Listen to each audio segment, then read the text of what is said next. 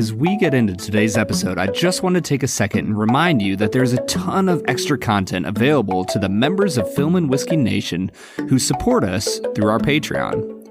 Check us out on patreon.com/filmwhiskey. Hey everybody, welcome into the Film and Whiskey Podcast. I'm Bob Book. I'm Brad G. And we're hanging out at New Riff Distillery. New Riff. We have crossed the river into Kentucky. made it all the way over that bridge. Man, this is the first time we've recorded in person in a long time. Since we were in Kentucky in September. Yeah. It's been a while, man. We're in between seasons 6 and 7 right now. Yeah. And we're doing a little special bonus episode because we received a very special invitation from our friend Jay Erisman at New Riff. The greatest. The bearded. Jay's sitting here right next to us. I'll spare the graphic details of just exactly how unbelievably sexy this beard is that he is wearing now. Just think about Stallone in Rambo 4. Rocky 4. Sorry. What kind of movies are we talking about here? Jay, how are you today? I'm all right. Jay has unmistakably and without question one of the best voices in the world of whiskey. Yeah, easily. Every time he's on the show, there's a reason he hasn't been on in 6 seasons, and it's because I'm afraid he's going to usurp my throne easily every time he's on here. Yeah, I mean, we all know that you have the best voice on this podcast, Bob. I mean, you know. But Jay, if he were a regular guest, it would be close. Is more intelligent and has a better voice. It's true. So we're on site at New Riff. We're going to be sampling some whiskeys today, and we're going to be doing a top 5 episode with a really, really killer theme. This was all Jay's idea. You know, he is the brainchild of this podcast. The horror slasher theme. Killer theme here, guys. Theme. We're going to be looking at whiskeys that come from the same day of production. So we're trying 3 bourbons that were all produced on the same day, and we're going to be looking at movies that take place over the course of one day. So those are our top 5s. A 24-hour movie. Brilliant. I'm so excited. Yeah, I'm really excited too, Bob. It is wonderful to be here, Jay. First off, thanks for having us. Glad to have you back. This is Brad's first time at New Riff. We've taken a little tour of the facility, and the tour is apropos to what we're talking about here. Yeah. Because of the way that they distill their bourbon, all their whiskeys here at New Riff.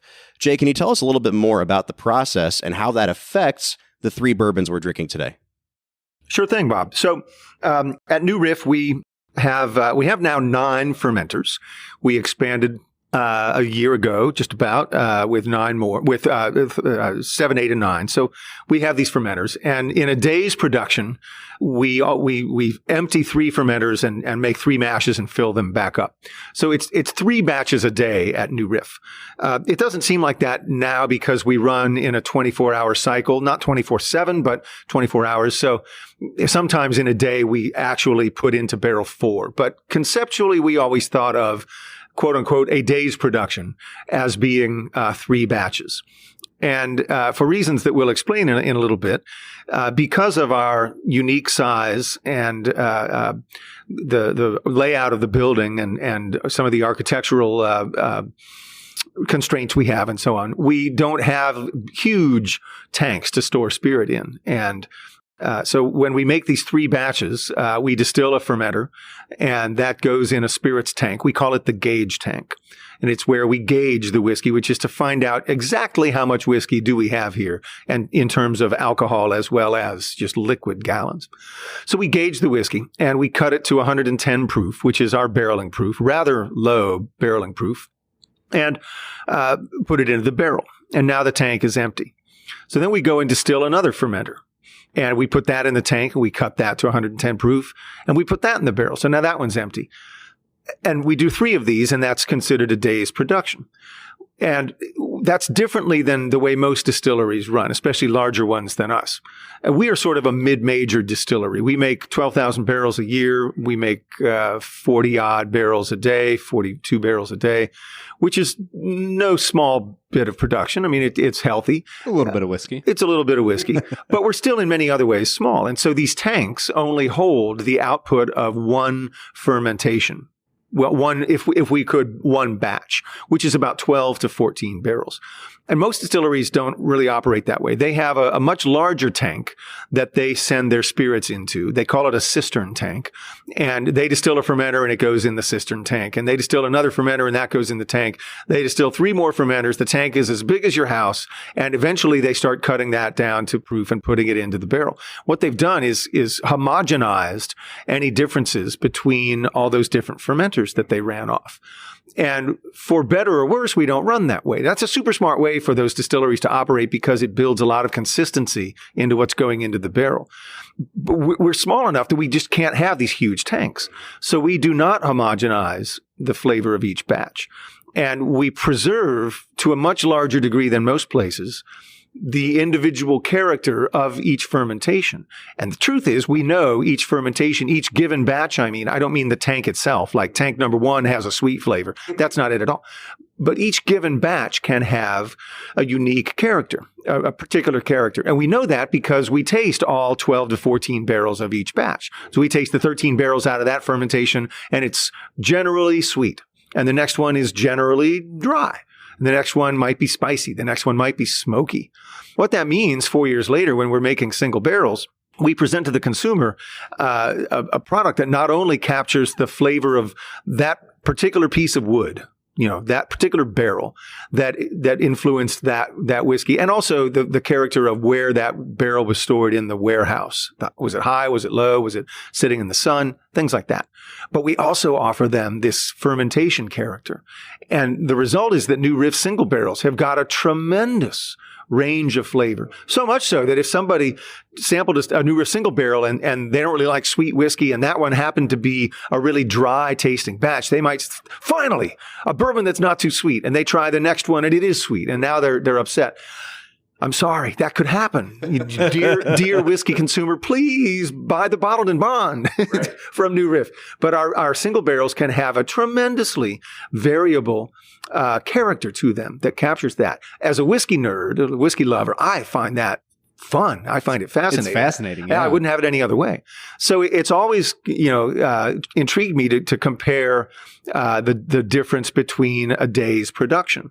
And of course, I've tasted umpteen bajillion batches of them and certainly tasted many different days, but I've never sat down like this to do it with some other people, to do it sort of analytically and to have some fun with it.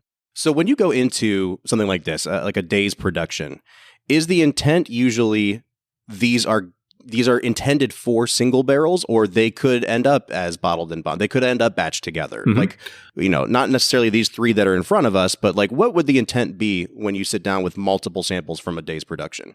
Well, we analyze each batch and taste each batch. We actually sample and analyze damn near every barrel. It is...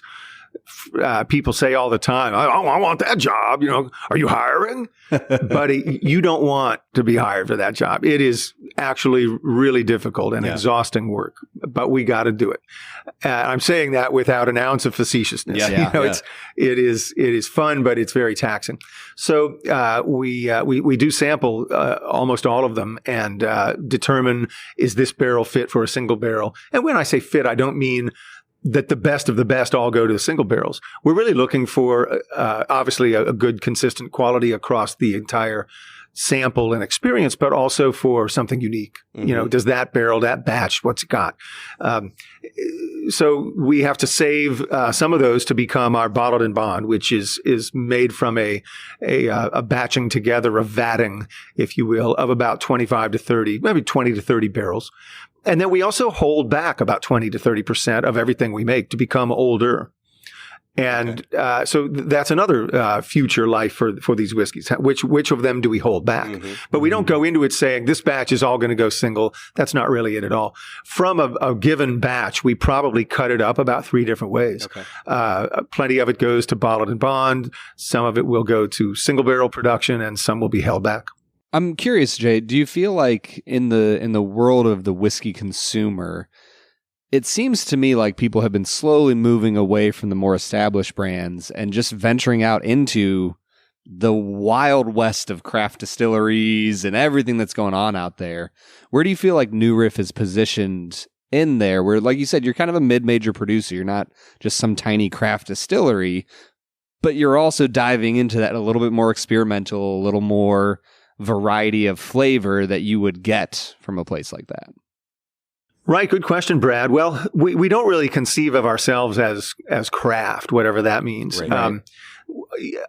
We have much more in common with the Four Roses of the world than we do, a guy in a shack with a pot still cranking it out by hand and things like that. I feel personally attacked now. But that's fine. It was the guy and the gal in the shack with the pot still that did play a huge inspiration in us building New Riff and creating it. Undoubtedly, had it not been for the craft distilling wave in the early 2000s. So we always thought we have, first of all, such inspiration and such a legacy of great whiskey producing in Kentucky behind us, generations of people that made this industry what it is. And we never think that we're just going to supplant all that whatsoever. That was our inspiration. I love it. Easily one of the best looking bottles. Thank you. My gosh. Every time I see it, I'm like, that transition from the matte black to the... Listen, here's the thing. Packaging matters. It really does. I don't care what anybody says. And we've talked to a wide range of people on this podcast, and sometimes people that are very traditionalists and purists will say that like anything that's in a flashy looking package is just a gimmick and it's all marketing. And no, packaging matters. Yeah. And the thing I love about New Riff is it's one of the few that we've found where the packaging is as striking as what's inside of the bottle. Yep. All right, Brad, it is time for us to talk movies. We're going to go to a quick break. When we come back, we'll be breaking down our top 5 24-hour movies. What do you say? Let's get to it. All right, Brad, it's time for us to break down our top 5 movies that take place in the course of a day. Mm-hmm. This was kind of a hard list to make because, we've watched a lot of movies that take place in real time. So like an hour and a half long movie that is supposed to be 90 minutes long. Right. And I'm thinking of a really fun little movie from like the early 2000s called Phone Booth that really operates that way. I didn't choose a movie like that. I wanted a movie where like sun up to sundown was for the most part the central conceit of the movie. And I think I've got a pretty good list. How are you feeling about your list? Great. Tree of Life is right up there. It's not like it's about the entire creation of the universe. The days of creation, right? Exactly. That's what you wanted. All right, Brad, why don't you kick us off here? Jay actually has just one movie he wants to talk about. He said, forget your top 5s. This movie is as good as 5 films. That's right. That's all. Well, I'll kick in with a couple others please do. that you guys may not cover, or more to the point, include a couple that I love and they're really great movies and blah, blah, blah, but wouldn't inform or echo what we have learned about New Riff's day of production. There you go. And there's a movie out there that I thought did. So. It was a very bad day. All right, Brad. Dog Day Afternoon. Hey man, don't get too far ahead. Doesn't get much better than that. All right, so my number 5, this is honestly based a little more on a memory than on having watched the film recently. But I remember watching The Taking of Pelham 1, 2, 3 in probably the mid-2000s. So I was probably, mid-teenage years. Are you talking the remake or the original? The Johnny Travolta, Denzel Washington. I just remember that movie being incredibly suspenseful and some great action in it. That movie is really underrated. And, people have really come around on the original. It's gotten a recent re-release in 4K, and people have been, praising the original from the 70s. I loved the remake. I thought, it's a Tony Scott movie who's a director that I want to do on the podcast at some point. But I really, really loved that movie. Yeah. Especially with a very hammy John Travolta villain performance. Yep. Like, it does not get much better than that. And Denzel being Denzel. So, yeah, that is my number 5. My number 5 is a movie from 1995. And the start of a trilogy that is really beloved in film circles from the director Richard Linklater. It's a movie called Before Sunrise.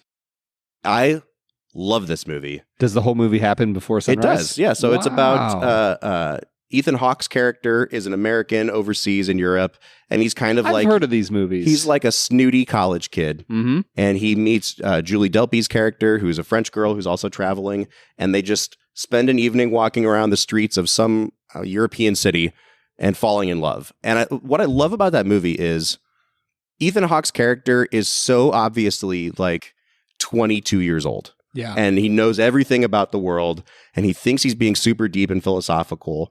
And then, not to spoil everything, but the second film in the trilogy happens 7 years later. And now they're before lunch. Now they're 30. It's called. It says before sunrise, before sunset, and then before midnight are the 3 movies. Do they die in the third one? Bro, come on. You are just the worst. Before Sunrise is my number 5 film. Brad, hit us with your number 4. Yeah, number 4 is a film we just did recently in season 6, Collateral. Oh, nice. Famously takes place in one evening. Yeah. Yeah. 5 stops. 5 stops. 5 deaths. More than 5 deaths. Quite a few more than 5 deaths. It wouldn't be a Film and Whiskey episode if Brad did not get the chance to talk about Tom Cruise. Tom Cruise is the reason we still have cinema. So and a podcast, apparently. And a podcast. Yeah. So that's all I'm going to say. There is something to that. Yeah. Yeah. I mean, if not for Top Gun Maverick, we wouldn't be here. We wouldn't. This is not hyperbole. None of us. We'd all be dead. And I mean, I guess that's a perfect segue. I think we should dive right into these 3 samples. We've poured them all out in front of us. We know nothing about them, Brad, other than that they were distilled on the same day. And they're from New Riff. They're from New Riff.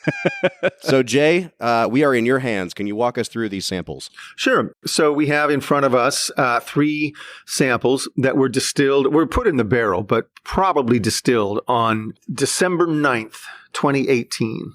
So these turned 4 back in December, and they are part of our single barrel selection barrels right now. So some lucky soul will come along and find a soulmate in one of these barrels and take it home to their store or their restaurant or their bar or whatever.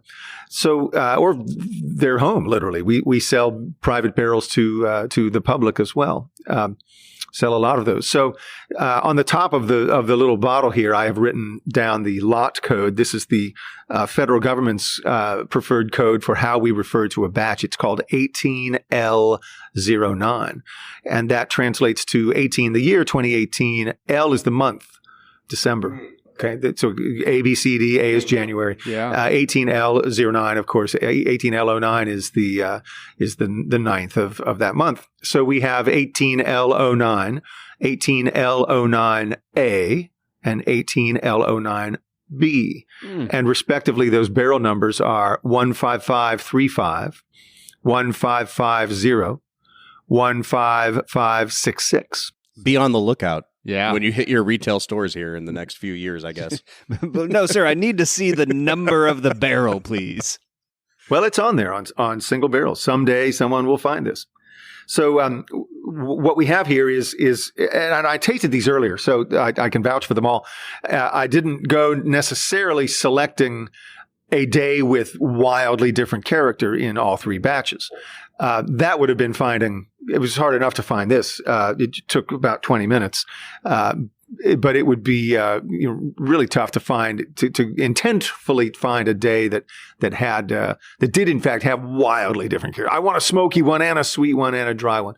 But we run across those kind of days, and on any given day, any given batch can have particular characters. So with that in mind, let's start just by nosing them. Yeah, one, this two, first three. one is really beautiful. So I had let it sit for about 5-10 minutes here, and I just nosed it as is. And it was just really deep brown sugar. Mm-hmm. And I mean, it was a classic bourbon nose with absolutely no ethanol burn on the nose whatsoever. It was almost like really fresh post-rain water. Like it smelled fresh. And I agitated it a little bit. I swirled it around. And then these really beautiful floral notes came out. The spice came back a little bit. I almost get like a little wisp of dill on the end of this too. Like it's just really, really beautiful. Yeah, for me, it wasn't necessarily dill. It was a little bit minty, almost like a sweet mint mixed with like a buttered popcorn. Like I think that this is a really buttery, almost creamy type of nose here. Those herbal notes you're describing, I would certainly attribute to the rye in our whiskey, and it's a high rye mash bill, 30% rye. So there can definitely be an herbaceousness coming from dill sometimes, and mint in particular is common, especially common in our rye whiskey, which is 95% rye, 5% malted rye. So that is a very spicy meatball of a whiskey. And mint, and not like peppermint or Altoids or toothpaste or something, but more of a floral, herbaceous, like wintergreen, spearmint, possibly crossing over into things like sassafras or sarsaparilla.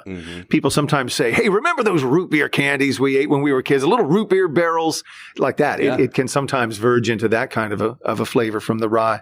Yeah, and even as I give that number one a taste, oh man, the rye is just at the right amount where you get the brown sugar, the caramel, like I said, almost like a buttery, salty popcorn. But that herbaceousness comes through, the rye spices there on the back end. Jay, that's an incredible whiskey. I will say this is like, Brad is the rye drinker of the two of us. I'm the bourbon guy, and I prefer my bourbons to be like, let's be frank here, like sickly sweet. I love a sweet bourbon. Brad likes his really strong rye punch on a bourbon. And this one definitely tips on the flavor, the palate into the rye. Like it has the bourbon sweetness at the front of the palate, and then the mint and the rye really take over towards the back of the palate for me. It's really beautiful, but it definitely has a spice to it. Yeah. Jay, are there any other tasting notes on number one that you think we may have missed here? Oh, I think you pretty much covered it. For me, the fascinating part is comparing these three and seeing how, an analogy I use sometimes is like a mixing board. You guys are recorders. I'm a guitar player. I'm a recorder also. We deal with mixing boards, and you push the faders up and things like that. These have broadly similar characters. I don't think there's anything in here that stands out like a sore thumb. Like I mentioned the smoky flavor. Truly, there is like one in about, 18 or 20. If we sit down and taste, a month or a month and a half's production, we eventually run across a smoky batch. And I do not know why it gets smoky. It's not the barrel. It is not the barrel, or else any given barrel would have some percentage chance of being a smoky one. Right. No, it's something in the damn fermentation, and I can't imagine what it is. See, and that's what I just love about whiskey. Yeah. Like, at this point, we have talked to people from so many different distilleries, all across the spectrum, from owners to distillers to everything. And nobody has an answer as to why this isn't a science. I mean, it is a science. Like, the funny thing is, you could break this down on the molecular level and say, like, oh, this has the presence of this many different types of things in it that this one doesn't. But yet, there's no explaining how it got that way. It got that exactly. way, yes. And that's the part for me where I'm like, yes, it's a science, but it's an art, it's a mystery. Man. Yeah. It's an art, and it's a mystery, and I love that. Well, you were talking about smokiness, and honestly, that segues me into number two here, because if I can go down memory lane for a minute, Brad, you know that I grew up Catholic. You sure and I did. was an altar server for Bells a and number smells, of, baby. Bells and smells. For a number of years, I was, donning the white robe. And were you an altar boy? I was, yeah. Wow. Yeah. This you reminds serving me the Lord. so much of like the combo of freshly washed like white linens and freshly extinguished church candle wax. Like it has like a waxiness and like a extinguished wick to it. Yeah. There's a smokiness to this that is like, I feel weird because I'm drinking whiskey, but I'm also remembering being like 10 years old. So it's a very conflicted Do you feeling. just feel like your soul I'm sinning being punished? hardcore right now. Yeah. I was like, hey, if there's anybody who doesn't drink in the Christian world, it's the Protestants. It's not the Catholics. Yeah, this one, it has a real, once again, it's a clean scent to it. Yeah. We use these words sometimes that I like that. they're more evocative than they are descriptive. But, Brad, when we drink Irish whiskey, we always use the word bright because it reminds us of citrus and melon. This one has like a very clean. Your word of linen was perfect. Absolutely. Yeah, like a freshly laundered, and not like an old t-shirt, something like already new, freshly laundered. It's incredible. We're breaking down like the level of cotton versus rayon. And Jay, how about you? What are you getting on this one? Yeah, I appreciate your comments of wax. That's a waxiness. That is probably an alarming or striking word that many people would run across. Wax. It comes from a place of sort of lanolin. I often, well, not often, but I use that term in my own notes, both a lot for Scotch, but also certainly for some wines, Chenin Blanc, for example. But I've written that down many times in a new Riff tasting note, this waxy quality in a lovely way. Beeswax often. In fact, sometimes if our barrels pick up a sort of specifically honeyish characteristic, it often is not just honey, but honeycomb. And the intersection of something waxy that the bees have made as well as the honey itself. It's maybe a little bit sweeter than one, but how interesting that it's not drastically. I think it's a little bit sweeter. You're the sweet tooth here, Bob. You tell me. But also sweeter in a different way than number one. You know, the funny thing is, you're talking about the science and the things that interest you with this.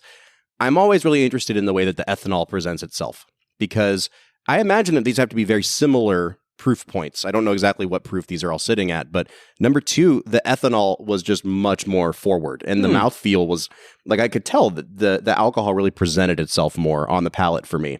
It was kind of that more thin, alcohol forward mouthfeel than number one was more, definitely more syrupy, more viscous for me. I don't know. What are you getting on this one, Brad? I think that, Jay, as you were talking about it being a little bit sweeter, I'm with you. It almost, to me, is like a bubble gum kind of sweet. And similar, like, with not just the flavor, but with the waxiness of it. Like, it almost kind of reminds me of, like, Major League Chew. Man, or you took my note. Okay. Or the rope that you would get in the little thing. We're children of the 90s, so. I don't mean to skip ahead to number three, but this was going to be, I was going to blow all of your minds, and it was going to be by saying this. You're welcome. I had nosed all three of these, even if we hadn't tasted them yet. And the consistent thing I got on all three of these was that powdery pink bubble gum that you open up bubble tape and you pull yourself out some of them. There's a bubble gum, especially on number three, when we get to that, on the nose, that is like unmistakable. Yeah. Yeah, I think that I'm getting that a lot on the palate of number two. Yeah, and I guess we can go ahead and jump into number three here. This one is kind of the best of both worlds of one and two. Yeah. It has some of those more classic bourbon notes on the nose that one had, a little bit brighter, a little bit cleaner on the nose, reminiscent of number two, and then it's got some bubblegum. Yeah. You know? Yeah. No, number three is incredible. I think it is a little bit of a mixture. For me, I do get a little more of the traditional caramel that you're getting from most bourbons, whereas the first two had a little more unique twist on that. This one feels like a really rich classic bourbon, but as you were saying, Jay, like being from the same day, three different batches, it feels like there's a similarness there that you just don't see on a lot of other whiskeys. Yeah, there is some commonality between them all, I think.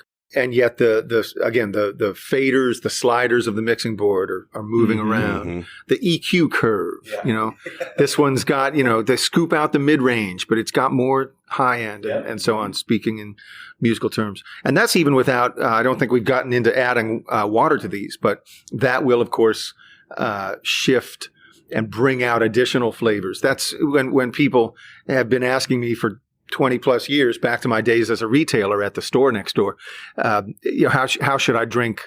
How do you think we should drink our whiskey? And I've been telling them all that time, drink it any way you want, just buy it from me. That said, I tell them I drink it with a little water, especially when it's an unchill filtered whiskey like New Riff is. But here I actually appreciate, I think, tasting them initially, and I always add water to my New Riff whiskey, but I haven't here today, and I think it's instructive to just try them sort of prima facie, right on the face of it, without getting into the variables that other flavors can come out with water. Let's just compare them straight up. The reason they're so harmonious at barrel proof, and these are barrel proof samples, I pulled them right out of the barrel myself just a few hours ago. They go in the barrel, as I said, at 110 proof. 4 years later, they are up a little bit in proof, maybe to 113, 114, or down to maybe 107, 108. Let's just call these about 110 proof. They're very tractable, very approachable straight up. What you never get with a New Riff single barrel is 139 proof. Yeah. Too strong to bring it on an airplane proof, that kind of thing, which people groove on that, and it's maybe fun. It's also hard to drink, obstreperous, just very, obnoxiously strong whiskeys. And when people don't add water to that, now they're really facing down some stiff drink. And ours are very approachable if you do want to have an experience like this, which I would add, and here's my ulterior motive of selling some more bottles of New Riff. But when you're buying out there in the world a single barrel of New Riff, see if the store has got 2 single barrels. See if there's two bottles on that shelf with different numbers, with different numbers, especially that are well apart from each other. If you find barrel 100 and barrel 150, you can be assured those are from different lots. Or if a store has got New Riff single barrel as well as their barrel selection, please buy a bottle of each. But you compare them, and you're getting, again, not just the difference between the barrels. You're getting a window into the fermentation, and that I just don't know of any place else. Again, we didn't plan it this way. Serendipitously, that's how these come out, and we're not going to change it now. We're not going to put in a huge tank so we can mix up all our bourbon and get rid of all this inconsistency. It's a beautiful inconsistency, and we again, I haven't done this before, so really thank you guys for coming and kind of pushing me to do this. No, well, thank you for offering us this little, slice of a day in the life of New Riff. But what are your takeaways, the expert here on New Riff, from December 9th, 2018? Well, I wish I could reply with some, scientific certainty of what was going on. As we were discussing earlier, I don't know what the hell happened. On the other day, like most days of production at New Riff, it was a good day. In the words of that immortal bard, Ice Cube, it was a good day. It was a good day. My number 4 film is 1973, George Lucas, American Graffiti. Ooh. I love this movie, man. There's something about the shagginess of it. And it's just a hangout movie where people are making big decisions in their lives, but it just has the feel of any other night in a small town in California in the early 60s. Licorice Pizza borrowed a lot from that movie. The opening credits are literally ripped from American Graffiti. And I love that it has the same kind of flow and rhythm to it. It's a movie that I really, really want us to get around to watching soon. Does American Graffiti, is that the cherry bomb scene in Licorice Pizza? Yep, they did? It happens in American Graffiti too. Yep. Yeah. That's my number 4. Nice. Jay, you said you might have a few extra movies to throw in there. Was there... Actually, I would chime in on American Graffiti. I didn't really seriously consider that, although as I Googled, films that take place in 24 hours, that was on the list. And I thought, there's a New Riff on an old tradition, our mantra on the back of the bottle of New Riff. And that's the old tradition. That's the halcyon days of youth and what we grew up with and the past and glorifying and remembering in sepia toned lenses and so on that era and the past. And that might have been fun, but that's only half of New Riff, right? We need a new riff on an old tradition. So no, I wasn't going to go for American Graffiti, but great choice. Well, thank you. I feel like that was kind of a backhanded compliment, Jay. You did all right there, Bob. Wouldn't be my choice, but good job. What's your number 3, Brad? My number 3, I'm actually going to hold off on. Oh. Because I would hate that's right. to do the wrong thing. Brad's number 3 is higher up my list. Yeah. And I don't want to steal his thunder. So I will go ahead and do my number 3. I think I don't want to steal your thunder, Bob. My number 3 is Dog Day Afternoon, a movie that Brad G famously loves. Yeah. And has no qualms with whatsoever. Not a single one. It is truly one of the better, suspenseful films that take place over the course of a day. Bob, when I have an issue with movies, it's usually not that I don't like the movie. Like, I liked Dog Day Afternoon. It's a pretty good movie. Yeah. It's when you give 10 out of 10 to movies that I'm like, Bob, Eternal Sunshine of the Spotless Mind is not a 10 out of 10 film. It's not. It's a 9.5. Do you ever feel like you overcorrect to try to make the average score be closer to what you think it should be? No, you do that. I absolutely do. I know you do that. Absolutely. No, I try to be pretty accurate with my scoring. Dog Day Afternoon, you're still sitting at like a 7.5 on that one? Yeah. I'd have to go back and revisit it, but it was good. It was Don't solid. worry, we will. All right, that takes us to our number 2 picks. Brad, where are you sitting at number 2? My number 2 pick is another film that we did on the podcast. It's High Noon. High Noon.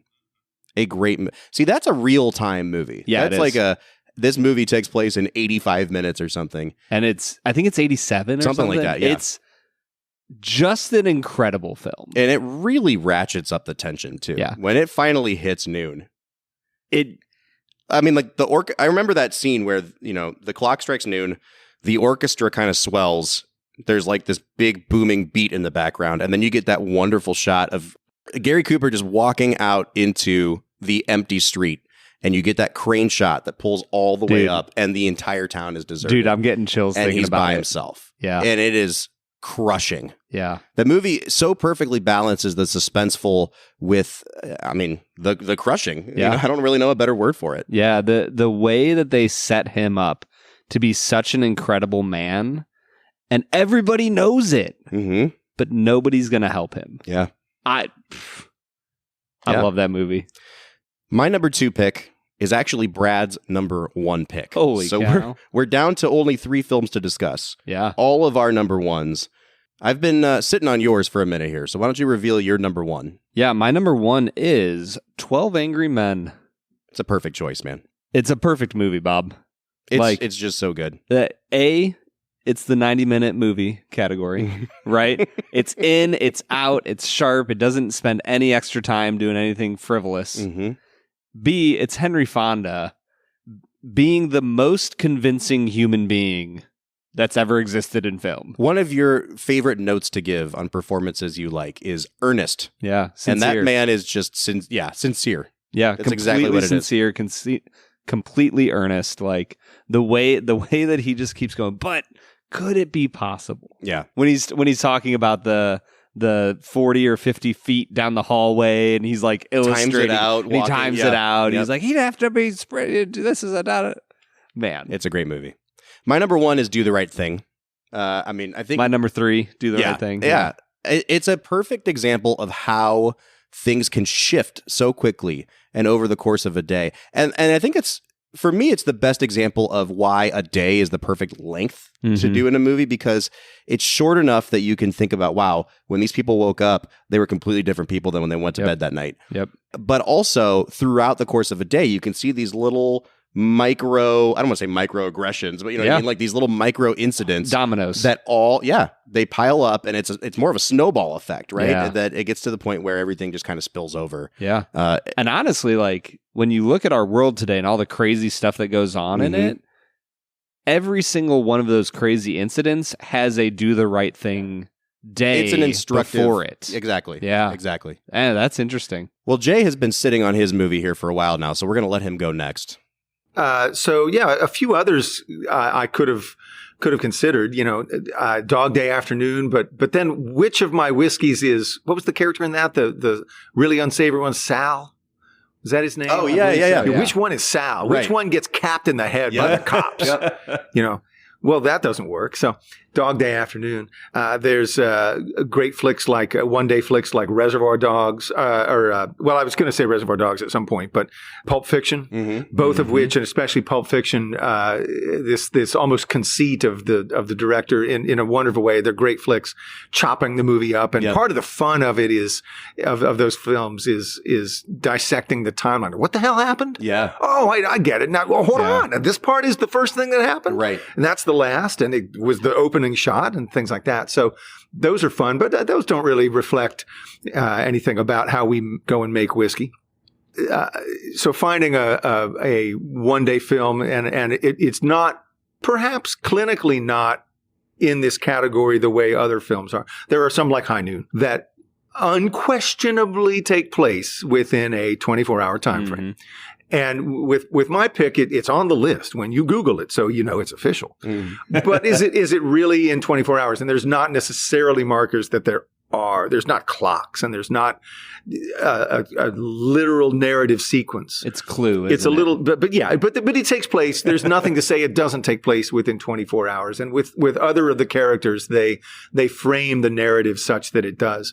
And so as I went into this, I realized not only is it from one of my favorite directors and a great movie and everything, but as I peeled away the layers, if you will, of this onion of how it told a story in its own filmmaking and in its narrative thrust, but applies manifestly to our model that we presented here of a day in the life of New Riff Production. What does that look like? And I'm afraid to say, Bob, I have gone back to the well. Oh, nice. And my film is Rashomon. Oh, I love this. And playing here behind us on the monitor in our room here at New Riff. I love it when people drop that use of the word Rashomon to reflect multiple opinions of an event, of a day or something like that. And I just giggle inside that I know what that even means and have known it since I was a teenager. I started getting into Kurosawa.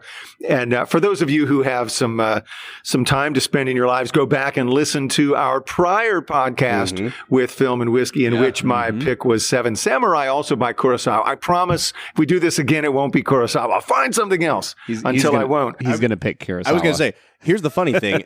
We've been doing this season based on directors. So we'll pick a director and we'll watch 3 or 4 of their films.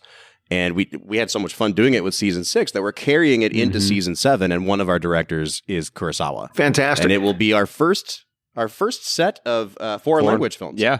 And so we would actually love to have you back on to talk about more Kurosawa. Now you've talked about Seven Samurai, you've talked about Rashomon.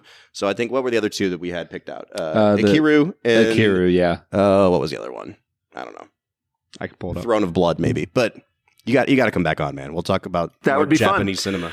So Rashomon, if you're familiar with the movie, is the story of a samurai and a brigand, a bandit, and the wife of the samurai. And apparently the brigand or bandit attacks and rapes the wife. And the 3 of them are giving their account of what happened. And it's a moment in film history where the topic of what's called by film critics smarter than me about these things, an unreliable narrator, is introduced. Flashbacks up to this point were used to enlighten the audience to the truth of what really happened. Right.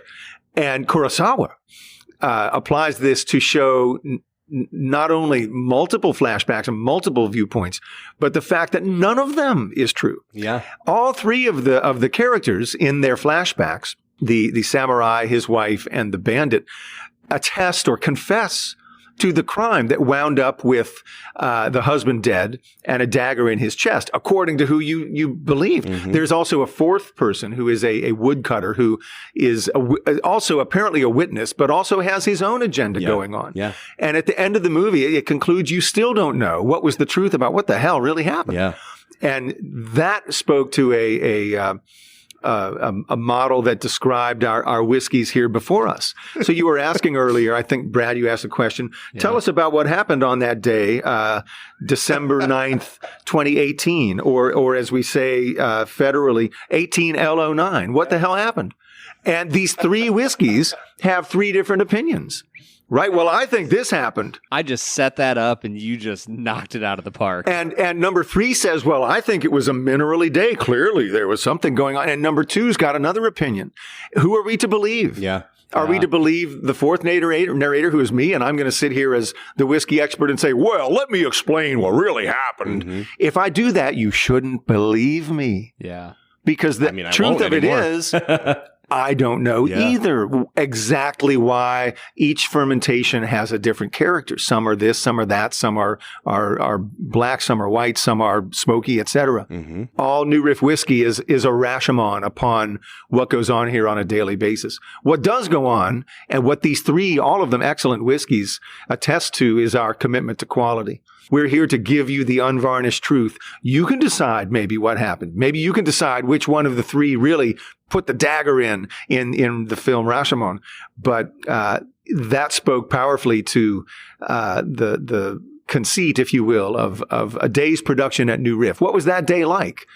Nobody knows. What I really hear you saying is that you guys need to partner with the Kurosawa estate and create a partnership, like a Kurosawa New Rashomon Riff. Rye. Rashomon Rye. There you go. Well, we know now why Jay is the global brand ambassador at New Riff. Yeah. Listen, when you have a job like this and you're talking to people about your whiskey and you're trying to sell them on the idea, you got to be able to tell a good story. I am super pumped to watch Rashomon now. Yeah. I can't wait till we get to that episode, Brad. Yeah, it's going to be an absolute blast. I've said for a while now, I'm ready. I'm ready to dive in. I haven't watched Kurosawa yet. Partially out of, I knew we would do him eventually in the podcast, but also out of the fact that I didn't watch foreign language films growing up. Yeah. So I am really pumped. All right. Well, that's it for us at New Riff today. Jay, thank you again so much for having us here. You bet. We'll be back with another bonus episode here in a couple weeks, hopefully, Brad. Yeah. It's good to see you in person, man. It's great to be in person. We normally record these cities apart. So. We really do. All right. We'll see you guys next time.